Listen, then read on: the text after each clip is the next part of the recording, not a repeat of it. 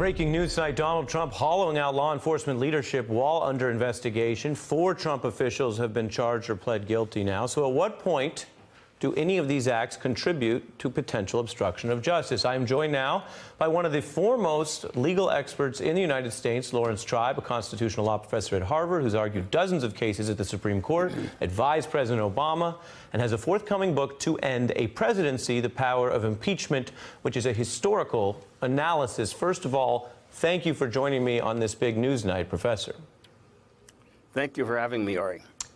Let me start with a narrow question.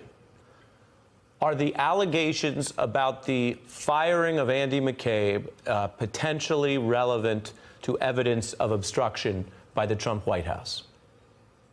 I think there's a clear answer. The answer is yes. Not because one might not have some basis to fire him. Maybe the IG's report will provide such a basis. But that wasn't the basis on which there's every reason to believe he was fired.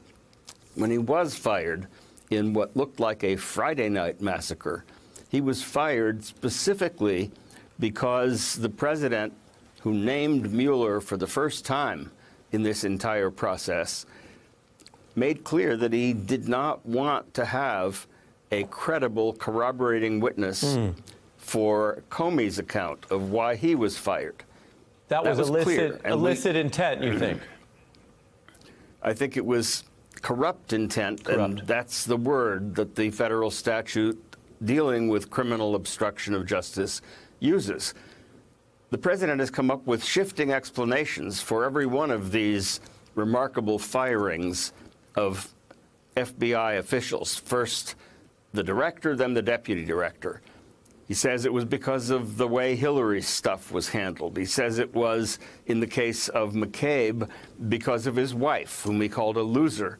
Then he said, no, it was because he wasn't candid. And then he says it's because he is a corroborating witness. The president is his own worst enemy in all of this, and he's really sewed up a strong case for obstruction of justice. Wow. So you think this adds to the obstruction case. I want to show a list we made earlier on the beat that we're updating tonight. These are all the individuals involved in the probe that Trump has done a crackdown on. And tonight, you add attacked to fired in the upper right-hand corner. Before it was Trump tweets against McCabe.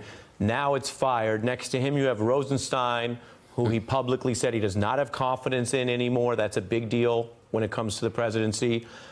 Mueller attempted firing, according to the New York Times, which is now at issue in the probe, and attacked for the first time this weekend, as I reported at the top of the show by name. Comey fired. You have Comey's counsel below reassigned. You have Sessions attacked for recusal, which may have contributed to his decision to not follow the recusal he promised here. And you have Adam Schiff attacked on the congressional side. The question, Professor, that I think people at home watching is this a version of the Saturday Night Massacre, except it's happening in public instead of initially more secretively, and it's happening slowly instead of all at once? I think it is very much that. It's a strangulation rather than a kneecapping.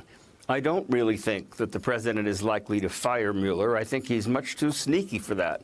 What I think he will do is find excuses to replace Rosenstein, who now supervises Mueller, with somebody who will clip Mueller's wings, cut his budget, say you can't go there, you can't look at the president's motives in terms of his loans from Russia and the money laundering, gradually constraining the investigation, impeding it, obstructing it, but not quite crossing the red line. And for this Congress, there is almost no imaginable red line. So I think we really have a meltdown of extreme proportion here, a sort of slow-motion constitutional crisis. And people who believe that obstruction of justice is just some technical thing, and that until we get evidence of direct collusion with Russia, and I think that might be coming, people who think that it's a minor matter have really lost sight of the rule of law. The federal law in this area talks about endeavors to impede the due administration of law. either by a federal agency or by a congressional committee. The running back and forth by Devin Nunes is also part of the obstruction scheme. He, too, could be prosecuted, but for the speech and debate clause.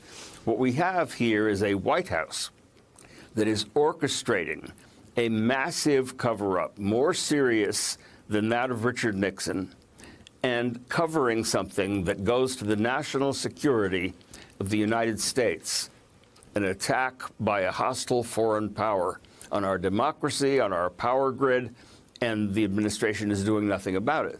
So this is the most serious possible kind of obstruction of justice. The I's still need to be dotted, the T's need to be crossed. But I very much agree with Bill's notion that this is something for which only an O.J. Simpson defense is beginning to make sense. Right, what Bill Kristol yes, I may be, Bill Kristol, I may be a criminal, but the whole system is rotten. That was the real theme. Yeah. Yeah, that was the theme of his whole election. Well, the system is rotten, the rigged nature, and he lays that groundwork. Right. And you saying it's more serious than Nixon, given your experience and erudition, I think is something else that I'm thinking about. And having read you all the way through law school, I always appreciate you coming on the show, Professor Lawrence Tribe. Thank you so much. Hey there, I'm Chris Hayes from MSNBC. Thanks for watching MSNBC on YouTube. If you want to keep up to date with the videos we're putting out, you can click subscribe just below me, or click over on this list to see lots of other great videos.